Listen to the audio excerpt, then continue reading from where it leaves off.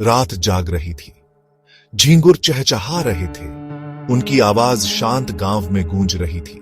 चांद नीचे लटका हुआ था, लंबी परछाइयां बना रहा था जो सरसराते पत्तों के साथ नाच रही थी। धूल भरे रास्ते पर एक अकेला आदमी चल रहा था। उसका नाम अर्जुन था और वह 10 साल बाद गांव लौटा था। अर्जुन अपने साथ एक भारी दिल लेकर आया था, एक ऐसा दिल जो अनुत्तरित सवालों से भरा था। वह शहर में भाग्य की तलाश में निकला था, फिर भी उसने खुद को एक वादे से बंधा पाया। एक वादा जो उसने सान्या से किया था, जो उसका बचपन का प्यार थी।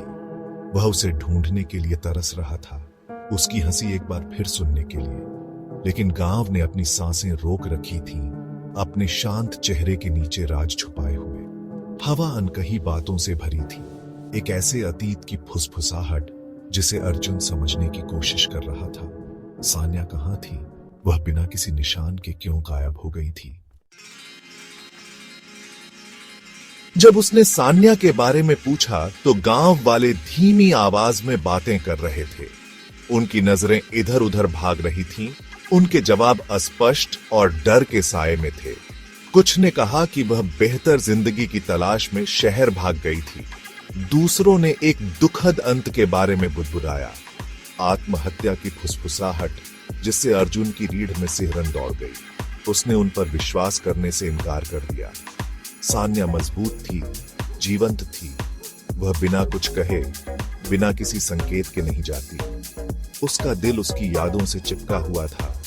उसकी हंसी उसके कानों में गूंज रही थी। उसे उनकी गुप्त मुलाकात की जगह याद आई, गांव के किनारे पर पुराना बरगद का पेड़। अर्जुन खुद को उस पेड़ की ओर खींचा हुआ पाया।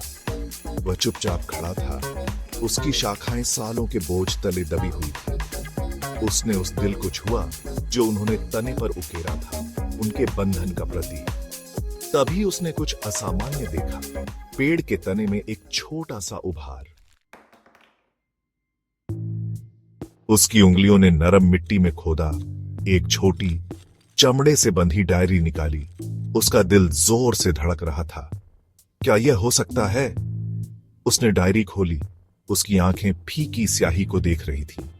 सान्या की जानी पहचानी लिखावट पन्नों पर भरी हुई थी। उसने उसके शब्दों को पढ़ा। हर वाक्य उसकी आत्मा की एक खिड़की थी। उसने अपने सपनों, अपने डर और विक्रम नाम के एक आदमी के बारे में लिखा था। विक्रम, अमीर जमींदार जिसका गांव पर लंबा साया था। अर्जुन अपने दिल में एक ठंडा डर महसूस कर सकता था। सान्या की डायरी की प्रविष्टियां अचानक समाप्त हो गईं। आखिरी कुछ पन्ने फट गए, लेकिन उसका डर साफ था। उसके शब्द एक ऐसे खतरे की ओर इशारा कर रहे थे जिससे वह बच नहीं सकती थी। विक्रम का नाम एक खतरनाक उपस्थिति थी। उसके शब्दों पर एक काला बादल मंडरा रहा था। अर्जुन अपने दिल में जानता था कि सान्या के गायब होने की चाबी विक्रम के पास है। पुरानी हवेली गांव के किनारे पर अंधेरे और फुसफुसाती अफवाहों में डूबी हुई थी। कहा जाता था कि यह भूतिया है, लेकिन अर्जुन नहीं डरा। उसे सान्या को ढूंढना ही था। उसने चरमराते दरवाजे को धक्का दिया। उसके कदम सन्नाटे में गूंज रहे थे।